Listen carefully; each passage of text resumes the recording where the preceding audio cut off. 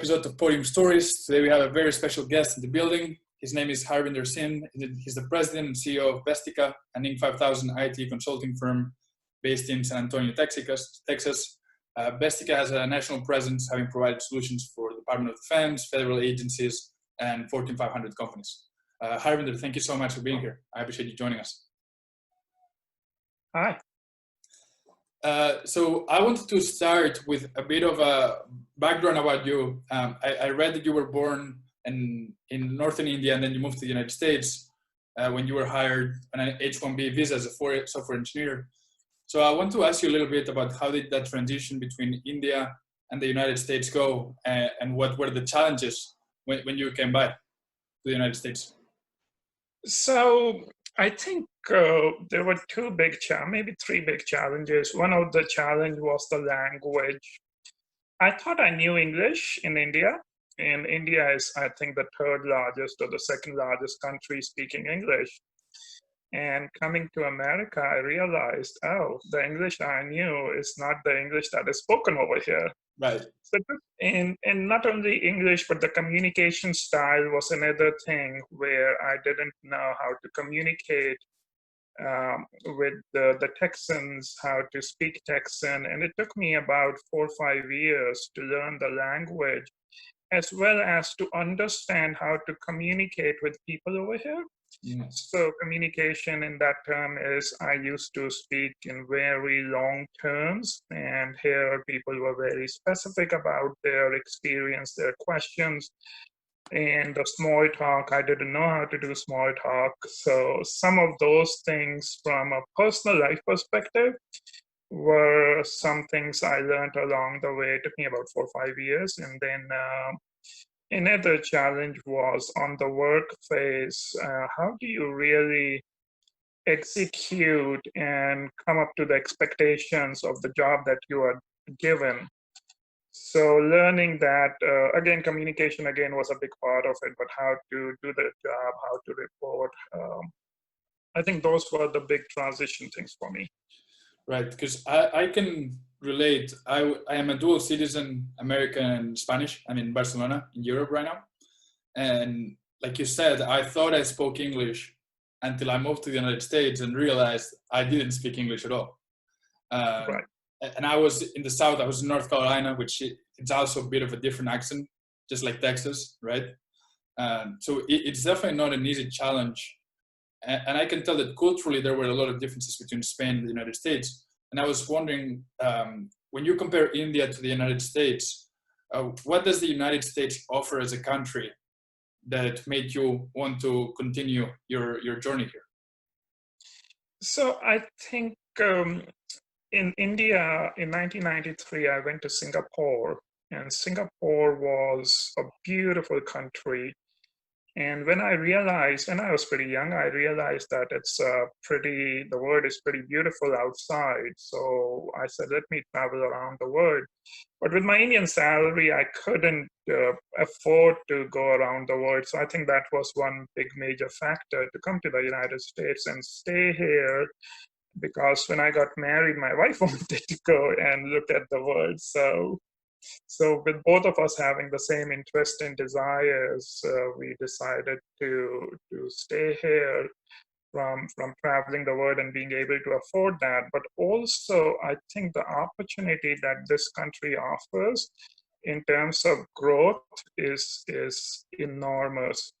So opening up a business and scaling up the business had been not comparatively easy, but it had been a lot of people who have helped me to be successful.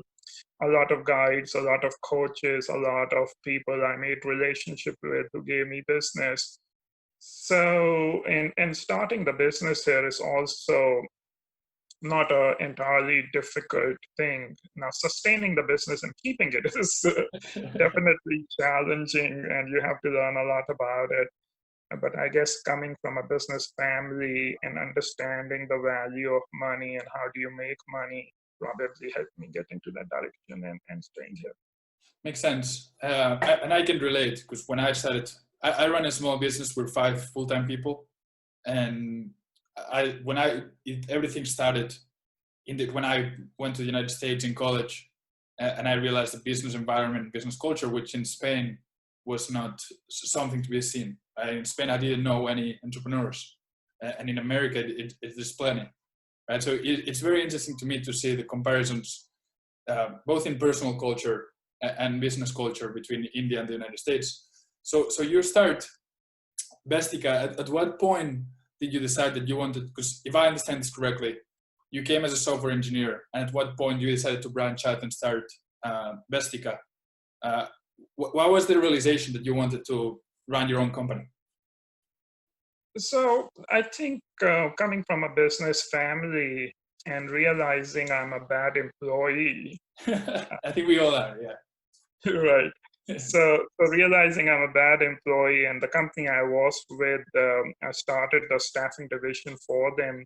They were into multi-year government contracting. I was bringing small 1 year, 6 months contracts. They were profitable, but they were not very aligned with the company's goals. I wanted to grow the business there, but the opportunity to grow business over there was not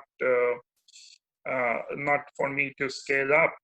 So I discussed with the company president to see if it is time for me to go start on my own, because I was really, really trying to scale up the business. Mm-hmm. And when I realized that opportunity, especially in that business, is limited for the kind of work I was doing, yeah, that's when I decided that, okay, maybe I can start on my own. Makes sense. And you guys have been working with the Department of Defense and the Army, Air Force, Navy, but also with Fortune 500 companies. So I wanted to ask you a little bit about what are the differences when you approach a project with a government entity versus a private or public company, in terms of how you approach it, or other differences when in terms of marketing and during the sales process. Right. So I think the approach with the commercial companies is that you talk to them, you understand what the desire or the need is, and if things work out and they like you and they think you can deliver, you get the work done. With the government, there's a lot more processes behind it. Government just cannot give you work until they are pretty sure that you have outweighed the competition, who are the available sources, who have a better reputation, better finance, better understanding of the project, and who can deliver, and what are your certifications like. Government sometimes have specific requirements that they cannot really leave them aside. So with the government, it's a lot more checks that you have to meet in order to get the business from the government. In the commercial world, I guess you have to convince 1 or 2 or 3 people and show them you can do it for them. So the process is a little bit longer in the government, but the business is also much longer. Right. So there are rewards of working with the government if you have the patience to work with them, and if you have the process understanding to work with them. So I think these are some of the main challenges.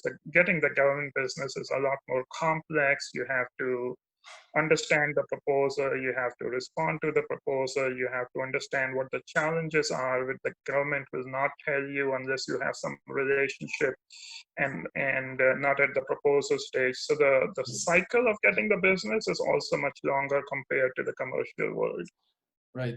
Do you think there were being from India and maybe at the beginning, while you were not a US citizen, do you think that was a challenging part that you was added extra when it came to like getting business from the government? Like, do you think that made it a bit more difficult to win their business?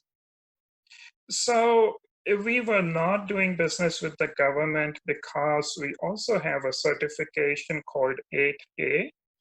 And in 8A certification, it's a minority certification that minorities get to get some set-aside business with the government. So we were not trying to get the business from the government while we were not a citizen. Right. But I think if you're not a citizen and you do not have the right certifications to work with the government, yes, it can be challenging to get business from the government. Right. And what about from even from a personal standpoint? Do you think that when you were competing against, let's say, American-born and raised citizens, do you think you had to do and give it a bit extra, or do you think it was fair play in terms of competition? I think it probably, business depends a lot upon the likingness and Right. the delivery. So yes, if you have friends where you are trying to get the business from, it will be easier for you to get the business. But if you don't have friends and if you go there without them knowing who this individual is or who this company is, it's kind of reservation anyway in anybody's mind. And then you have to prove yourself. Maybe you have to beg for business. We had a lady, our operations manager, and her name was Laura Sanchez. Mm. And she would go to the contracting officers and in a polite tone, once we respond to the proposals in a polite tone, she would say, Gary, give us the business, give us the business. I wouldn't let your legs go. She would hold, like literally, she would hold them for the leg and say, give us the business. So I didn't find it challenging to get the business because I wasn't prepared for it. Right. Once I was prepared and I understood that the business is all about proving yourself and listening and helping them understand, hey, this is how I will deliver and I won't let you fail. Believe in me. And people might get business because of relationships or because of their identity, but eventually they have to deliver. And if they're not delivering, then you won't get the repeat business. So I didn't find it much challenging to get the business. Right. I'm still guessing that the staffing industry, when you're working with the government or Fortune 500 companies, there's a lot in terms of relationship building, and especially like in a state like Texas or the South, where I think people are very friendly and communicating, and they need that high touch relationship and to like you as well. So what have you found to be like the good way or the honest way to build relationships with people as your business has grown, and you found that was important for your growth as well? I think the biggest thing in terms of relationship is connecting with people. And in terms of connecting with people, there are two factors. One is being genuine. So I am a member of entrepreneurial organization group. And I was talking in the group that, hey, I'm not able to connect with the colonels and the generals in terms of stories that they have. And they said, you don't have to be who you are. So that was a great advice I got. That if you are connecting with people and not trying to pretend, one of my bosses earlier said, fake it until you make it. and this is, like, show it, but I didn't feel the need. If you are who you are, if you are a likable person, if you are a good listener, if you genuinely have interest in people's stories or making sure you're empathizing with them, understanding their pain in terms of getting business, and standing in your customer's shoes and not trying to oversell things. I think these are some of the great relationship things that have worked for me. And sometimes it takes years to build that trust, the speed of trust, what they talk about. The sooner you build it, the more business you will get. And there are many factors in building that trust. So I think it took me a few years. It took us 15 years to get the business over where we are. But there was a lot of relationships, connecting with people, listening to their stories, and then delivering to what you say. So. I love that, and it definitely seemed to work because from 2014 to 2018, that was, and I'm guessing afterwards as well. But when I was doing research, I saw that from this 2014 to 2018 was big years of growth for the company. I was wondering what were the biggest drivers, or what do you, looking back, what were the things that you were doing well for the company to grow as fast as it did? So there was a little bit change in our business model. When we were doing staffing to begin with in the business, we were specializing in a very niche field called user experience design and usability as part of the IT staffing. And we saw that business is not scalable for two reasons. One, my management skills and my leadership skills were not there to grow the business. And then the second was the opportunity in terms of finding the right people. It was such a niche skill that I was trying to run business and trying to train people, and it wasn't happening. So when we started working with the government, what we saw was that the business model is very different. You get one contract and the contract lasts for 5 years. Wow. So you do not have to worry in terms of, hey, this contract will end in the next 6 months or tomorrow, or what do I do?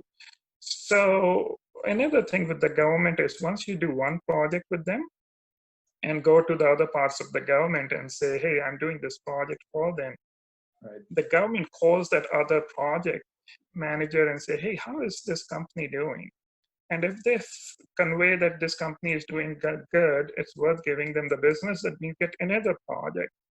Now, government also likes for you, depending upon the scale of the project, if you do not have too much experience, or if the size of the scale of your business is a little small compared to the project that they want to be given, then they like to partner. And some of the bigger companies who wanted to get into smaller business, smaller size standard business, they started partnering with us. And as a result, we would go out to bid business as a joint venture. Right. And that really helped. So, and then a lot of people who basically liked us were there to give us advice that, hey, this is how you can solve your people issues. This is how you should go and get the business. This is the right kind of people you hire. So I think bringing in the right kind of people and managing projects and delivering and putting in the programs and policies and quality standards. So we went ahead and in terms of marketing, got ISO 9000, 27000, 14,000, 4 certifications. We are about to get our CMMI. So all those infrastructure we were building in terms of delivering helped us have this growth by changing our business model as well as hiring the right people and identifying the right opportunities to go after. So those, I think, were the 3 factors to help us grow. I love that. You mentioned management skills and leadership skills that you say you were in there. That's something that I've personally, our company is quite young. We're in year 2, year 3, and we have a small team, like I said, 5 people. And that's something that I've seen myself struggle with. So I thought I was a great leader because I played basketball. And then I went into business and I was like, I'm not a good leader. And there's a lot for me to learn. So I wanted to ask you, your role changes from being a software engineer to being the CEO and managing a team. What were those challenges, managing those people and trying to become a leader and a CEO? So I think there's a book called E-Myth, which talks about your hands-on practitioner to become the management person. Now, E-Myth was not exactly the kind of business we were doing, but I got the concept that it is impossible to grow if you try and do everything yourself. Right. So I hired an admin who started taking some jobs for me so I can work more on the high dollar value projects. And then we hired a recruiter who also started taking a little things from me. But what I didn't know was how to delegate. It took me about 4, 5, 6 years just to learn how to delegate and trust people that they will do the right thing. Because when you start the business, you want to do everything right. And sometimes the people you bring might not have the same vision or the same way of doing things. So you don't want anything to fail. So delegation was extremely important, and it took me 4 or 5 years to be able to delegate and trust people to do the right thing. And then management, also getting into management helps you grow as a wholesome person as well. Yeah. Because you're firefighting every day, you're trying to understand human psychology. People will come and behave based upon whatever happened at home the last night or in the morning, or if they had any problems. Our mind is a black box, our brain is a black box. You never know how people will behave. So trying to be patient with them, trying to understand what their thinking is, where they are coming from. And again, listening was a big factor. Listening to them, that makes people trust you.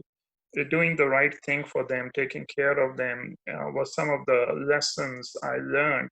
That the more you take care of your people, the more they take care of the customer. And it becomes kind of a chain reaction. So those were the basic things that I learned, that how to hire the right people, how to delegate the right things to them, and how to take care of them. If you are doing these three things right, then your management load or your personal management gets reduced. And I think that was how I overcome some of the management challenges. At what point do you see that you've improved as a delegator? Because that's one thing that I've struggled with. Or what were some of the things that help you improve on that area? Because like you said, we want to control everything as founders, as CEOs, and we have to trust our team. So what clicked, or what was there a moment that you understood that there needed to be a change? So I had a coach, and the coach was actually an evangelist who had set up ministries all across the world. And he gave me a six bullet point that these are the rules for delegation. And I will still forget to do them. And as we had 2, 3, 4, 5 people, as they were more trained, and I felt comfortable that yes, they can do the right thing. I think at that point I started believing them in them more. But also it also came out of necessity, that as we were growing, there was no way that I could have done all the roles. So I said, well, in case if I have to grow, I have to be able to delegate. But if you put some delegation principles in practice, it becomes easier. But once you have the confidence that your people will do the right thing, I think that's when it becomes easy for entrepreneur to delegate. Otherwise, we are just killing ourselves, doing a lot of work and not really growing. So Makes sense. There was something that I wanted to ask you. You guys have been running the company for a lot of years. I'm sure there's been some great and awesome moments, winning great projects. But I wanted to ask you about the moments that were not so good. So what was? Do you remember the toughest day since you started the business? Is there a point in time that you were like, that was rock bottom, and we really struggled? So I think life is a consistent challenge. So you will have challenges every day, and you will be fighting every day. So I don't really think that this was the toughest day, Right. or a tough day is about to come, because I'm very laid back. I don't take life very seriously. But I can mention one example. We had a customer, and we were doing 90% of the business with them. Wow. And 80 to 90% of the business with them, all the people, energy, they were sucking in everything by giving us business. We didn't really have any other business. We were so happy with the customer. And the CIO of that company changed, and she said, well, we are about to bring bigger companies, so we do not have to deal with smaller vendors. Mm. And one day to another, they determined that, okay, since we are going to work with all the national companies, the smaller companies will be out of the picture. So we were informed that, hey, you wouldn't be able to do any more business with our company. And we really struggled to call Yahoo and Microsoft and Amazon and all those companies, hey, we can help you with your user experience design and usability projects. Right. And it took us some time to get that business. So two things happened out of this. One good thing that happened out of this was that this was a large company, so our people they were still able to keep our people, and some people lasted there for at least 2 years. So we were still having some revenues coming out of that business. And this is right at, I think, when the economy crashed in 2008, 2009, when the housing crash happened. And then the other good thing that came out of it was that out of necessity, we started calling other companies, hey, give us business, this is what we can do for you. And so we started getting business from them.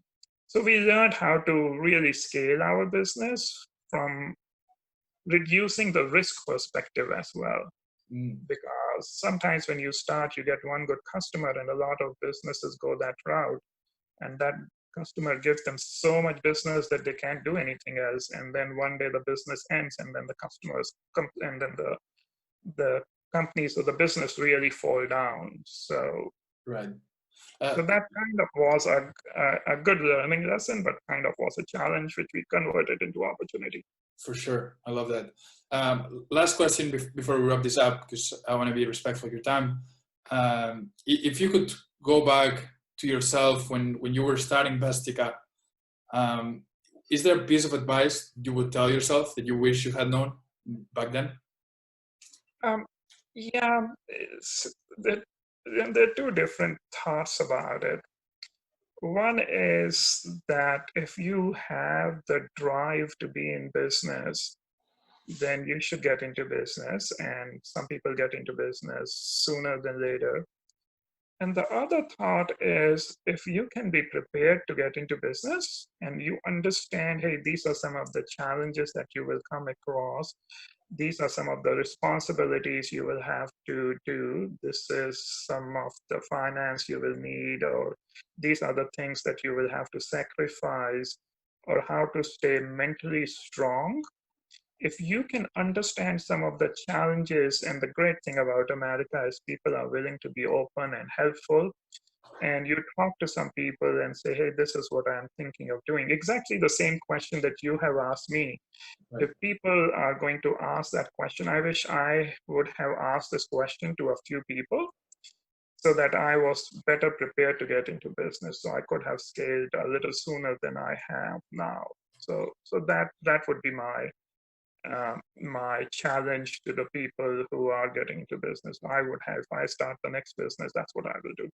I appreciate that so much. Harvinder, it's been great to have you. A pleasure. We could go on and on, but I want to thank you for being here.